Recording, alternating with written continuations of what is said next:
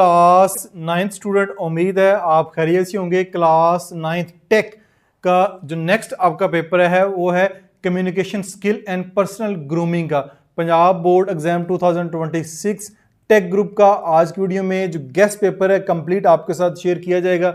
आपका ताल्लुक पंजाब के जिस बोर्ड से भी हो, ठीक है, 9 बोर्ड हैं, जिस बोर्ड में भी आप पेपर दे रहे हैं, ये वाली वीडियो अगर आप कंप्लीट देख लेंगे तो आपका पेपर जो है वो 100% सॉल्व किया जाएगा। इस वीडियो में आपके साथ 2 पेपर जो है वो शेयर किए जाएंगे। दोनों पेपर को आपने तफसील से तसल्ली से सॉल्व करना है, समझना है। तो इसके बाद आपका जो पेपर है वो बिल्कुल ठीक हो जाएगा, आपके पूरे नंबर आ जाएंगे। सबसे पहले ये स्मार्ट सिलेबस आपका, ठीक है, जो कि पैक्टा की तरफ से जारी हुआ है और आपका एक मॉडल पेपर भी पैक्टा ने जारी किया है, उसको भी देखेंगे। इसके साथ साथ ये आपकी टेक की जो communication skill and personal grooming की बुक है। अब जल्दी से जो है मुझे कमेंट्स में बताएं कि आया कि आपको टीचर ने ये सारा साल में बुक पढ़ाई है या नहीं पढ़ाई, ठीक है, क्योंकि इसके टीचर भी जो है उस तरह इतने ज़्यादा टीचर नहीं थे और बच्चों को काफ़ी मुश्किल पेश आ रही थी। कमेंट्स में बच्चे बताते रहते हैं, तो अब आपने भी कमेंट्स में बताना है कि आया कि आपने ये वाला कंप्लीट सिलेबस स्कूल में पढ़ा भी है कि नहीं। तो ये आपके 9 चैप्टर आपको नज़र आ रहे हैं। इन 9 चैप्टर में से ही आपका जो है वो आएगा पेपर। तो यहाँ पे जो है वो सिर्फ इंग्लिश मीडियम वाली बुक अवेलेबल है, जो वेबसाइट है वहाँ पे उर्दू मीडियम वाली बुक नहीं है। तो मुझे कमेंट्स में बताना है कि आप इंग्लिश मीडियम वाले हैं या उर्दू मीडियम में ये वाली बुक पढ़ रहे हैं। तो ये आपकी बेसिकली बुक है जिसको हम स्टडी करेंगे और इसका डिटेल से जो है वो पेपर जो आज की वीडियो में कंप्लीट हम देखेंगे। तो ये हमारे पास इसका जो है ये पेपर है, Punjab education curriculum training assessment authority, ठीक है। Essential instruction for paper setter के लिए कौन कौन सी इंस्ट्रक्शन है वो है जी। The paper of communication skill and personal grooming for grade 9 will consist of 40 marks. 40 marks का पेपर होगा। Duration of the paper 2 hour होगी। ऑब्जेक्टिव 15 मिनट्स के होंगे। सब्जेक्टिव 1 घंटा 45 मिनट उसका टाइम होगा। ऑब्जेक्टिव 10 मिनट के होंगे, 10 मार्क्स होंगे। सब्जेक्टिव जो है 30 मार्क्स होंगे, 40 मार्क्स ही होंगे। तो आपका पेपर आएगा कैसे? Part 1 objective 10 multiple choice question MCQs will be developed from entire content of the textbook. 1 MCQs will be asked from each chapter except chapter 5 from which 2 MCQs will be asked. Total 9 chapter हैं तो हर chapter में से एक MCQs आएगा। Chapter number 5 में से 2 MCQs आएंगे। फिर इसका जो सब्जेक्टिव होगा, this section will contain 2 short answer question. Each short answer question will be asked from the exercise of the text. यानी अब आपका ये सबसे आसानी वाली बात है कि exercise of the text book, जो एक्सरसाइज में से क्वेश्चन है वो आने हैं। तो 4 आपने करने हैं, तो 4 2 ज़ार 8 मार्क्स होंगे, ठीक है। और अब आपके जो क्वेश्चन 2 होगा उसकी जो डिटेल है वो यहाँ पे आपको दी गई है। किस तरह आएगा? 4 short answer question have to be answered out of 6। The detail is as follow. उसकी डिटेल ये है, 1 short question should be asked each from chapter 1 2 3 4। Chapter 1 2 3 4 में से एक शॉर्ट क्वेश्चन पूछा जाएगा। 2 short answer question should be asked from chapter 5। Chapter 5 में से 2 शॉर्ट आंसर क्वेश्चन पूछे जाएंगे। तो ये जो आपका चैप्टर नंबर 5 है ना, ये काफ़ी इंपॉर्टेंट है। चैप्टर 5 को हम तसल्ली से करेंगे। वो है confidence building and self presentation. Confidence building and self presentation, ये वाला जो चैप्टर है इसको हम तसल्ली से करेंगे। ये बहुत ज़्यादा ज़रूरी है कि इसमें ज़्यादा कॉन्टेंट आ रहा है। Question number 3, 4 short answer question have to be answered out of 6। 6 में से अगेन 4 शॉर्ट आंसर क्वेश्चन आपने करने हैं। 1 short question will be asked from each chapter 7 and 8 and 2 short answer question should be asked each from 6 and 9। यानी 7 और 8 और 6 और 9 में से एक जो शॉर्ट आंसर क्वेश्चन जो पूछा जाएगा, और 6 और 9 में से 2 पूछे जाएंगे। ये आपका शॉर्ट वाला पोर्शन हो गया। नेक्स्ट आपका फिर सब्जेक्टिव पार्ट होगा। This section will contain 3 detail question of student have to be attempt 2 question. यहाँ पे 3 क्वेश्चन होंगे। 3 क्वेश्चन में से 2 के आपने आंसर करने हैं। Question number 4, 1 detail question will be asked entire from the chapter 1 और चैप्टर 2 और चैप्टर 3। तो क्वेश्चन नंबर 4 में चैप्टर 1 2 3 में से जो क्वेश्चन पूछा जा सकता है, एक क्वेश्चन, तो इन 3 में से एक में से चैप्टर में से क्वेश्चन पूछा जाएगा। क्वेश्चन नंबर 5 जो है 1 detail question will be asked either from chapter 4 या चैप्टर 5 या चैप्टर 6। 4 5 6 में से जो है वो पूछा जाएगा। तो चैप्टर 5 तो आप ज़रूर तैयार करें, ठीक है, क्योंकि आपने पहले भी तैयार करना है, तो यहाँ पे इसको लॉन्ग क्वेश्चन के वाले से भी ज़रूर तैयार करें। फिर question number 6, 1 detail question will be asked either from chapter 7 और चैप्टर 8 चैप्टर 9। चैप्टर 7 और 8 9 में से भी एक क्वेश्चन आ सकता है। तो ये आपका पेपर पैटर्न होगा, इसके मुताबिक आपने तैयारी करनी है ताकि आपका जो पेपर है वो अच्छे से हो सके। इसी के साथ जो है बोर्ड ने एक मॉडल पेपर भी जारी किया है, communication skill and personal grooming for grade 9 का ऑब्जेक्टिव पार्ट 1। ये आपको 10 मार्क्स का पेपर नज़र आ रहा है। यहाँ पे आपका इंग्लिश मीडियम में ही है, टोटल उर्दू मीडियम में कोई पेपर नहीं है। मुझे कमेंट्स पे बताने कि आप उर्दू मीडियम के हैं या इंग्लिश मीडियम के ही हैं। तो ये आपका टोटल इंग्लिश मीडियम का 10 MCQs हैं। आगे फिर सब्जेक्टिव है, सब्जेक्टिव में 6 पार्ट हैं, 2 करने हैं। और अगेन क्वेश्चन नंबर 3 में भी 6 पार्ट हैं, आपने 4 करने हैं, ऊपर में भी 4 ही करने हैं। और यहाँ पे क्वेश्चन नंबर जो 4, 5, 6 में से आपने 2 क्वेश्चन करने हैं। तो ये आपका पूरा एक पेपर पैटर्न होगा।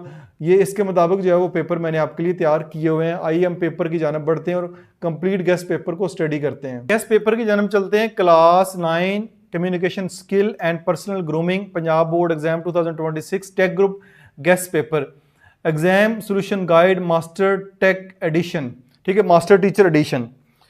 तो ये जी आपका टेक का है, टेक ग्रुप के स्टूडेंट है आप। तो इसमें सबसे पहले MCQs पार्ट 1 है, क्वेश्चन नंबर 1 एंड 2 इस स्लाइड पे हैं। Question number 1, which type of communication follows establish rule and protocol. तो आपके पास 4 ऑप्शन है। तो इसमें जो सी ऑप्शन है फॉर्मल कम्युनिकेशन, ये बिल्कुल ठीक आंसर है। क्यों ठीक है ये भी मैं आपको बताता हूँ, why correct.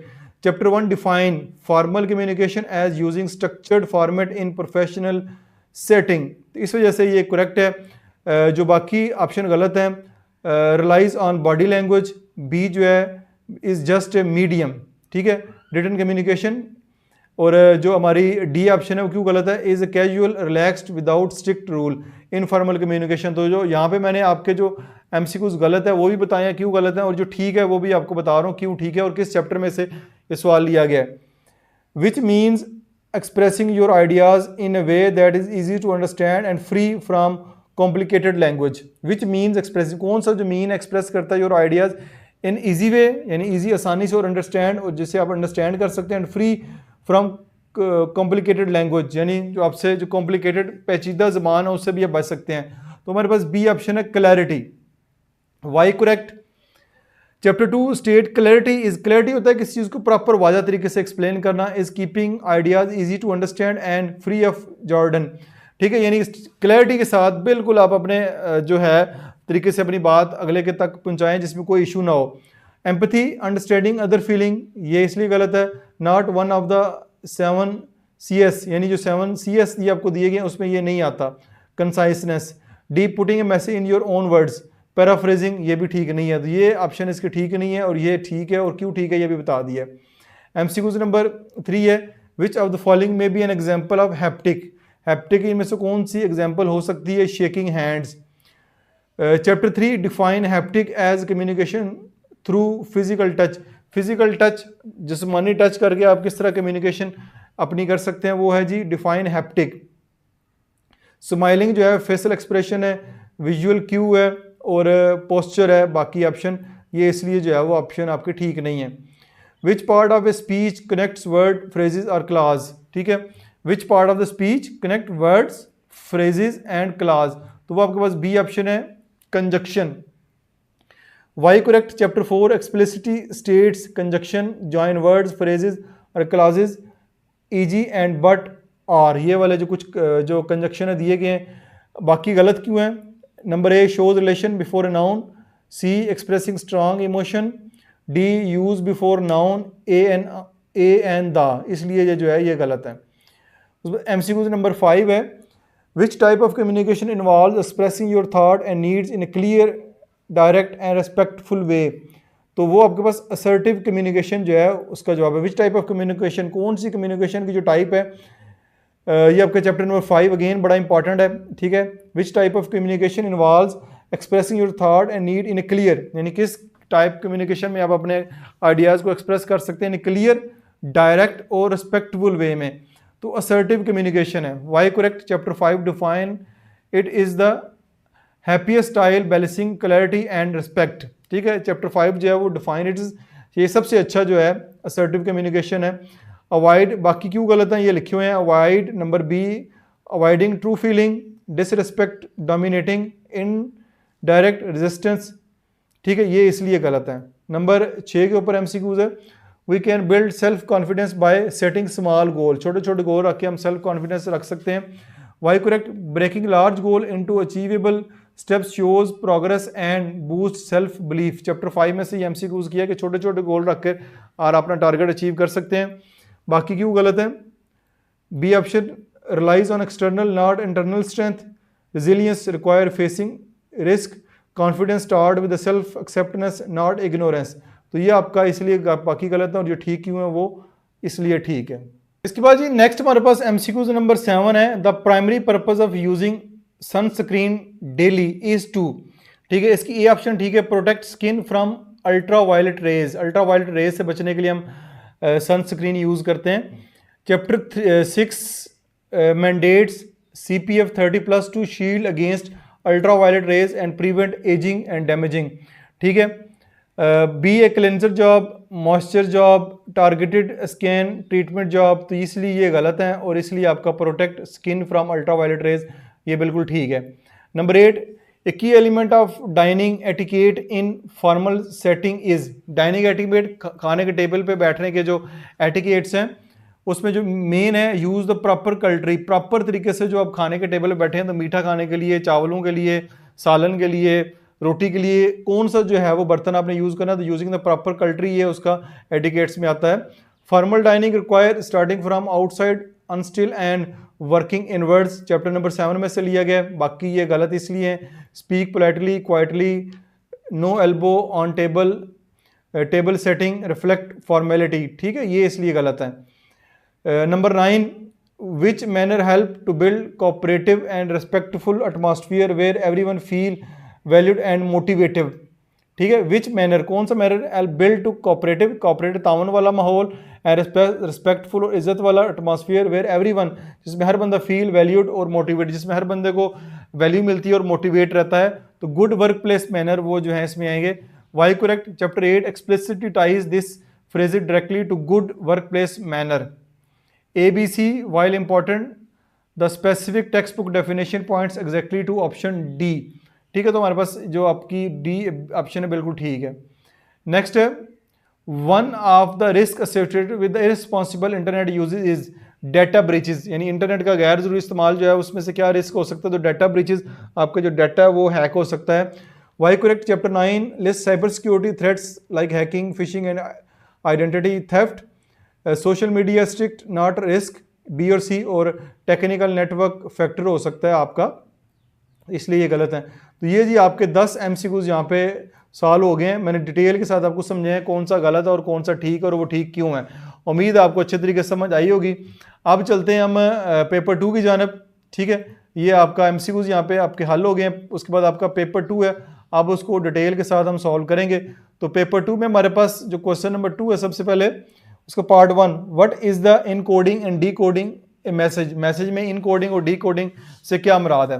According to text book encoding a message, इन टेक्स्ट बुक्स में से आपका जवाब लिया है, encoding is a message is the responsibility of the sender, encoding a message यानी is the responsibility of sender, जो मैसेज सेंड कर रहा है उसकी रिस्पॉन्सिबिलिटी होता है encoding, which mean they put there thought into forms that can be understood by the receiver, यानी जो रिसीवर होता है उसको वो मैसेज अच्छे तरीके से समझ आ सके।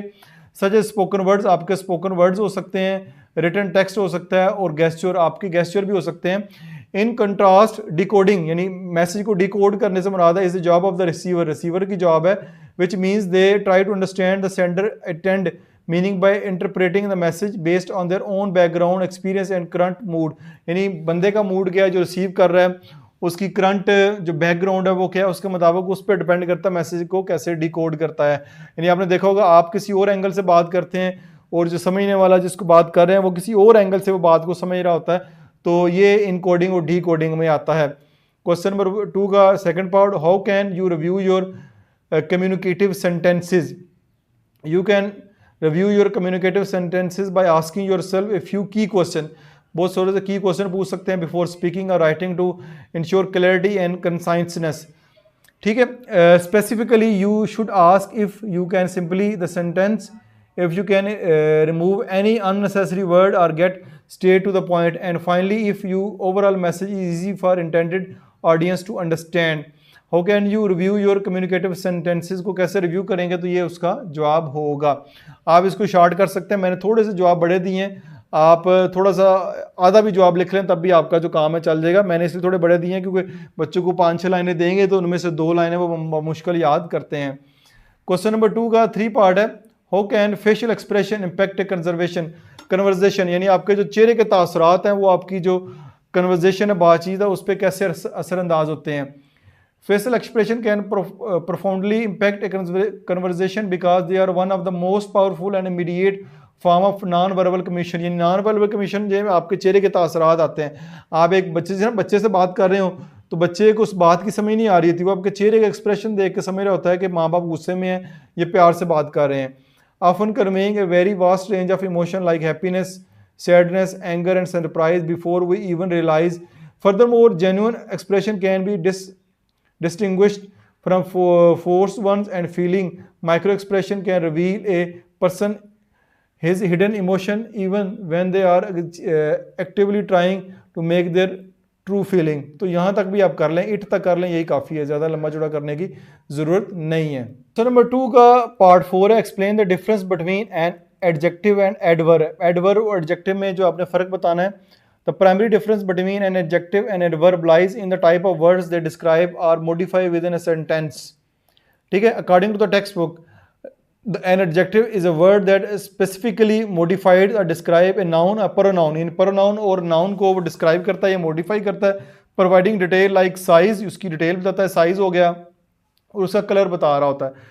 Conversely, adverb, इसके साथ ही adverb modify or describe a verb in an adjective or another word by adding meaning and answering questions such as how often, when and where an action occurred। ठीक है, ये एडजेक्टिव और adverb में फ़र्क है। आप इसमें दरमियान में लाइन लगा के भी आप इसको एक्सप्लेन करेंगे तो ज़्यादा अच्छे नंबर आपको मिल सकते हैं। क्वेश्चन नंबर 2 का 5वां पार्ट है, how does negative self talk impact self confidence. यानी आपकी जो नेगेटिव है सेल्फ टॉक कैसे सेल्फ कॉन्फिडेंस के ऊपर असर डालती है। Negative self talk severely undermine and weaken self-confidence by creating a destructive internal dialogue। When an individual constantly tells themselves thinking like they will never succeed or that they're never good enough, it holds them back from pursuing opportunities, taking necessary risk and ultimately prevent them from reaching their full personal and professional potential। अगर आप लगातार ये सोचते रहेंगे कि मैं अच्छे number नहीं ले सकता, मैं फेल हो जाऊंगा, मुझे कोई खिलाता नहीं है, मैं बहुत बुरा हूँ, तो अल्टीमेटली आपके जो सेल्फ कॉन्फिडेंस को आप ख़राब कर देगा। आपने हमेशा ये रखना है कि मैं सबसे अच्छा हूँ, मेरे पेपर अच्छे होंगे, मुझ में एबिलिटी है, मैं कर सकता हूँ ये वाला काम, तो आहिस्ता आहिस्ता जो है वो आप बेहतर हो जाएंगे। तो differentiate between assertive and aggressive communication, again बहुत इंपॉर्टेंट है, चैप्टर नंबर 5 में से between assertive and aggressive communication। Assertive communication is a healthy style that involves expressing your thoughts, feeling and need in clear, direct and respectful way while so considering the feeling and right of the other। In sharp contrast, aggressive communication is characterized by expressing thought and needs in a forceful, disrespectful or hurtful manner that dominates the conversation and completely disregard how the other person feel। Again ये difference वाला question है, आप दरमियान में line लगा के जो है वो दोनों कर सकते हैं। Assertive communication is a healthy style, यानी कि हेल्दी स्टाइल है कम्युनिकेशन का, that involves expressing your thought, यानी अपने थॉट को एक्सप्रेस कर सकते हैं, फीलिंग को, नीड को इन a clear direct and respectful way से कर सकते हैं।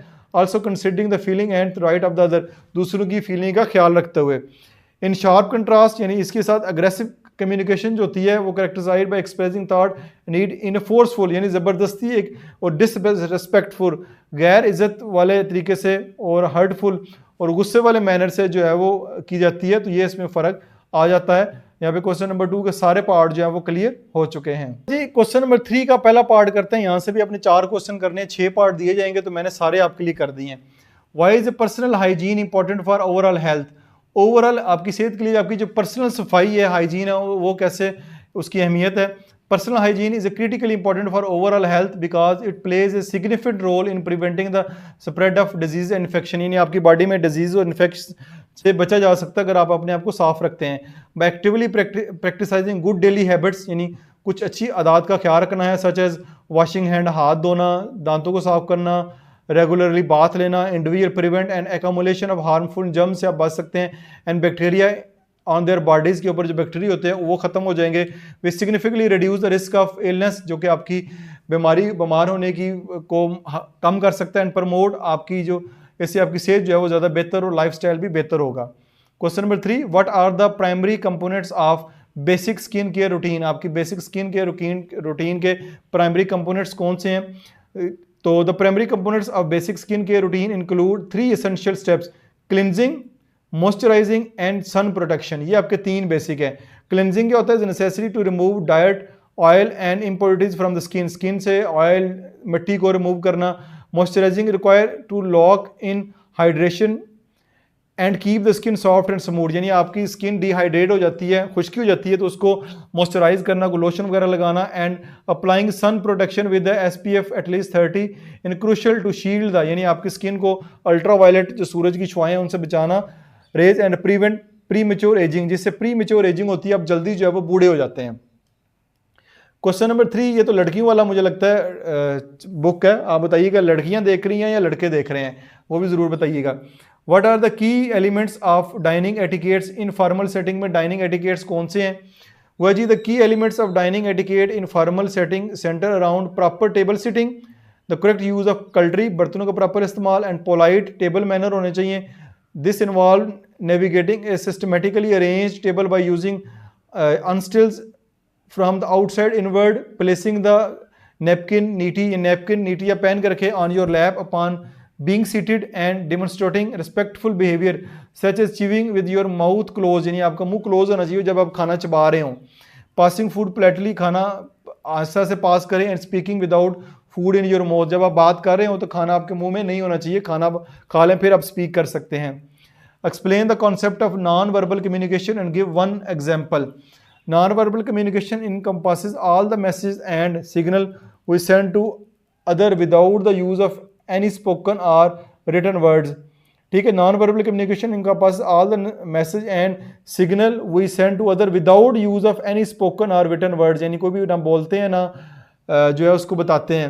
इट रिलाइज इंटायरली, ये बॉडी लैंग्वेज पे होता है, इंक्लूडिंग फेशियल एक्सप्रेशन के ऊपर होता है, पोस्चर पे होता है, गेस्चर पे, एंड टोन ऑफ वॉइस, आपकी वॉइस टोन कैसी है to convey the meaning.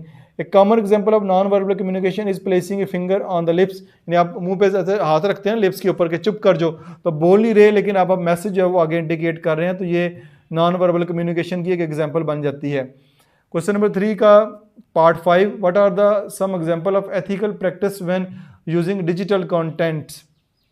Ethical practice when using digital content involve respecting the intellectual property rights of creator and following guideline that promotes fairness online, यानी आपने जो intellectual property है दूसरे का खास क्या रखना है जब आप ऑनलाइन हो। की example including always provide proper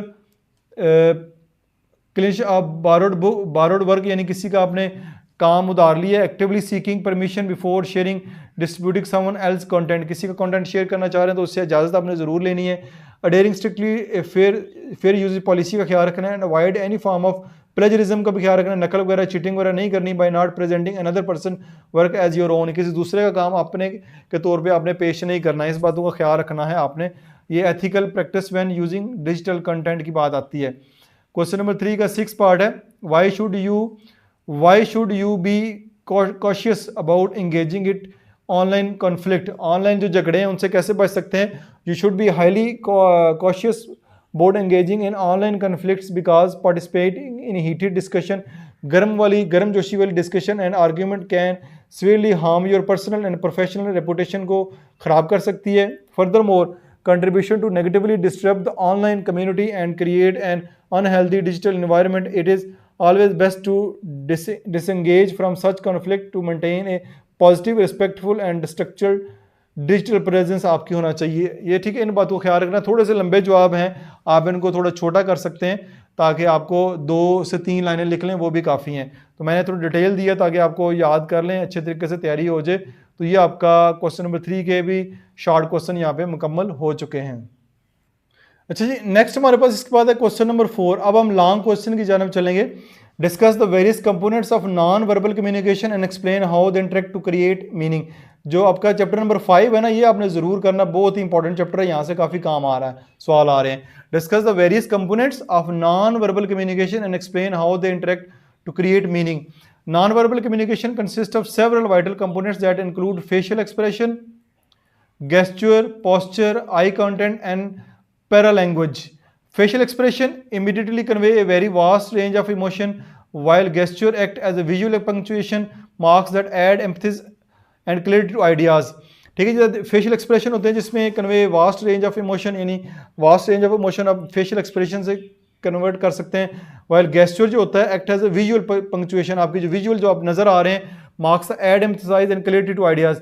posture आपका होता है project a person level of confidence and trust, यानी आपका जो पोस्चर है ना, किस तरह खड़े हैं या किस तरह बैठे आप अगले की बात सुन रहे हैं, ये बताता है कि आपका इंटरेस्ट इस बात में क्या है और कॉन्फिडेंस क्या है।